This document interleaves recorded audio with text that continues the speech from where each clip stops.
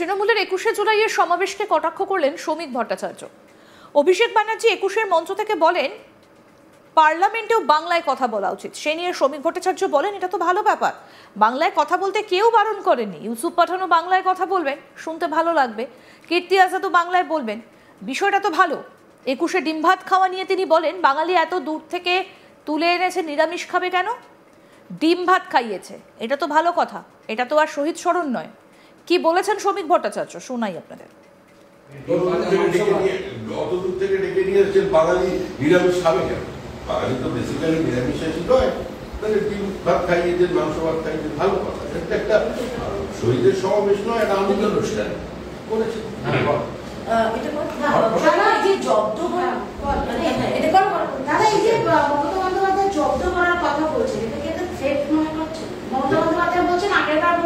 তৃণমূলের রাজনীতিটাই তো থ্রেটের রাজনীতি। তৃণমূলের রাজনীতিটাই তো বিরোধীদের ভয় দেখানোর রাজনীতি।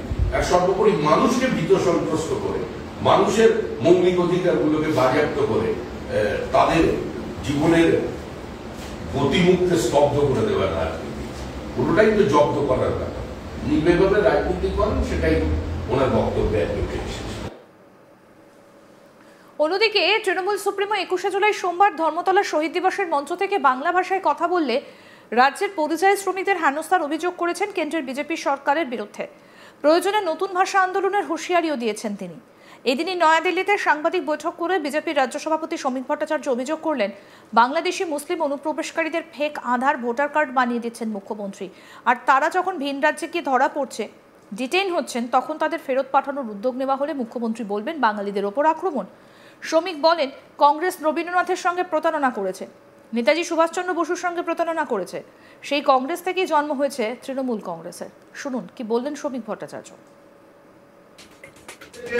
আপনি মুসলিম অনুপ্রবেশকারীকে নিয়ে এসে পশ্চিমবঙ্গে ফেক আধার কার্ড বানিয়ে দেবেন, রেশন কার্ড বানিয়ে দেবেন, আর তারা সেই কাজ দিয়ে বিভিন্ন জায়গায় গিয়ে কাজ করবে, আর রেডে ধরা পড়লে তাদের বাংলাদেশি বলে চিহ্নিত হয়ে যাবে, আর তাদের যদি ডিটেক্টেড রিপোর্ট করবার ব্যবস্থা মুখ্যমন্ত্রী বলবেন বাঙালিদের উপর আক্রমণ।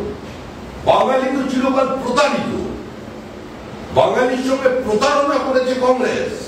কংগ্রেস রবীন্দ্রনাথের সঙ্গে প্রতারণা করেছে, কংগ্রেস নেতাজি সুভাষচন্দ্র বসুর সঙ্গে প্রতারণা করেছে, কংগ্রেস বাংলার নেতৃবৃন্দের সঙ্গে দীর্ঘকালীন প্রতারণা করেছে। কংগ্রেসের ইতিহাসই তো বাংলার সঙ্গে প্রতারণার ইতিহাস, আর সেই পর্ব থেকে জন্ম নিয়েছে তৃণমূল কংগ্রেস।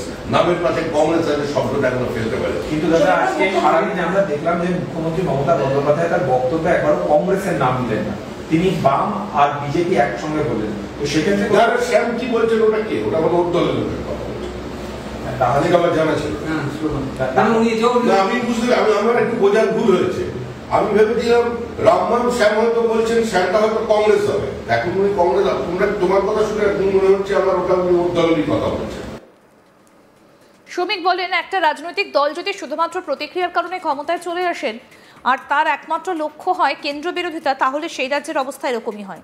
2011 থেকে 2016 সালের পর থেকে তৃণমূল কংগ্রেস শুরু করেছে কেন্দ্র বিরোধিতা। প্রকাশ্যে বিচার ব্যবস্থাকে, সাংবাদিক প্রধানকে আক্রমণ করার জন্য এ রাজ্যে কেন্দ্রীয় সরকারের বহু জনহিতকর প্রকল্পগুলোকে কার্যকর করা যায়নি। শ্রমিক বলেন রাজ্য কার্যত তেলের ওপর ভাসছে, প্রচুর পরিমাণে রেয়ার আর্থ মেটেরিয়াল রয়েছে, কিন্তু কেন্দ্রীয় সরকার চাইলেও শুধুমাত্র রাজনৈতিক বিরোধিতার কারণেই কিছু করা সম্ভব হয়নি রাজ্যে। কি বললেন এই বিষয়ে শ্রমিক বাবু, এবার সেটা শোনাবো।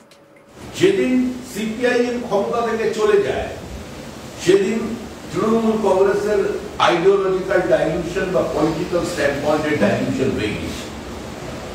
2011 থেকে 2016 পর্যন্ত তৃণমূল কংগ্রেস 34 বছরের একটা মৃত সময়কে কাটাছেঁড়া করে তারা তাদের রাজনীতি চালিয়ে গেছে। তারপর থেকে শুরু করেছে অন্ধ নরেন্দ্র মোদী বিরোধিতা, কেন্দ্র সরকার বিরোধিতা, এবং তৃণমূল কংগ্রেসের এই বিরোধিতার রাজনীতির জন্য, তৃণমূল কংগ্রেসের যুক্তরাষ্ট্রীয় ব্যবস্থায় অস্থিরতা তৈরির রাজনীতির জন্য, তৃণমূল কংগ্রেসের সংবিধান বিরোধিতার জন্য, প্রকাশ্যে বিচার ব্যবস্থাকে আক্রমণ করবার জন্য, সাংবিধানিক প্রধানকে আক্রমণ করবার জন্য আজকে পশ্চিমবঙ্গের প্রান্তিক মানুষ বঞ্চিত হয়েছে। পশ্চিমবঙ্গে কেন্দ্রীয় সরকারের বিভিন্ন জনহিতকর প্রকল্পগুলোকে বাস্তবায়িত করা যায়। পশ্চিমবঙ্গ কার্যত তেলের উপরে ভাসছে। পিএমএল স্যাংশন করেছেন গত বাজেটে, কিন্তু এখন পর্যন্ত অশোকনগর অয়েল ফিল্ডে রাজ্য সরকারের পক্ষ থেকে কোনো তৎপরতা দেখা যায়। বাঁকুড়া, বিষ্ণুপুর, পশ্চিম মেদিনীপুরের একটা বিপুল ভান্ডার আছে ম্যাঙ্গানিজ ওরস।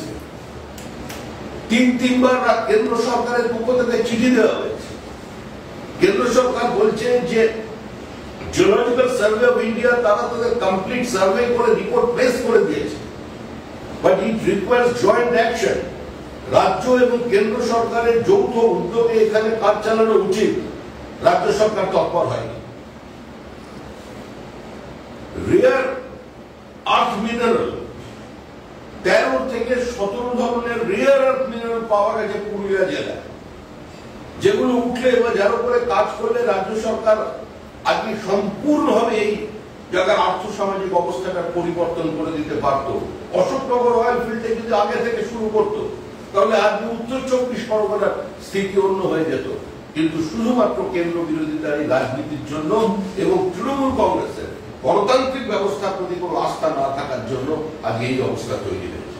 যে ছাত্র নেতারা আজকে তৃণমূল কংগ্রেসের ক্যাবিনেট মিনিস্টার হয়েছেন, তারা আজকে বিভিন্ন কলেজ, বিশ্ববিদ্যালয়, সংসদ নির্বাচনকে বন্ধ করে দিয়েছেন, কারণ করে দিতে বাধ্য হচ্ছে। তারা জানে নির্বাচন যদি হয় বিরোধীরা 2-4 জন মারা যাবে, কিন্তু তার থেকে বেশি মারা যাবে তৃণমূল কংগ্রেস, কারণ মরছে তৃণমূল, মারছে তৃণমূল। বিভিন্ন জায়গায় শুরু হয়ে গেছে গোষ্ঠীদ্বন্দ্ব চরমে। পশ্চিমবঙ্গে শুধু বিরোধীরা আক্রান্ত, রক্তাক্ত, ক্ষতবিক্ষত নয়, একটা ব্যাড গভর্নেন্স তৈরি হয়েছে গোটা পশ্চিমবঙ্গ জুড়ে। অ্যাবসেন্স অফ গভর্নমেন্ট কার্যত এখানে কাজ করছে, total absence of law and order এই মুহূর্তে পশ্চিমবঙ্গে আছে, এবং এর থেকে মুক্তি পাওয়ার একটাই রাস্তা হচ্ছে তৃণমূল কংগ্রেসের বিসর্জন। তৃণমূল কংগ্রেস চায় যে নির্বাচন কমিশন তাদের মতো একজন মানবদেহী অসুর, যাকে বসিয়েছেন রাজ্য নির্বাচন কমিশন, যিনি বোমায় মানুষের পা উড়ে গেলে বলেন যে একটা ছোট পটকা ফেটেছে, বা যিনি দেখতে পান না যে এতগুলো মহিলা তারা রাস্তায় দাঁড়িয়ে কাঁদছেন, তাদের গণনা কেন্দ্রে পুনর্গণনার নামে 3000 ভোটের জেতা আসনকে বদলে দিয়ে 1000 ভোটে হারিয়ে দেওয়া হচ্ছে, এটা উনি দেখতে পান না।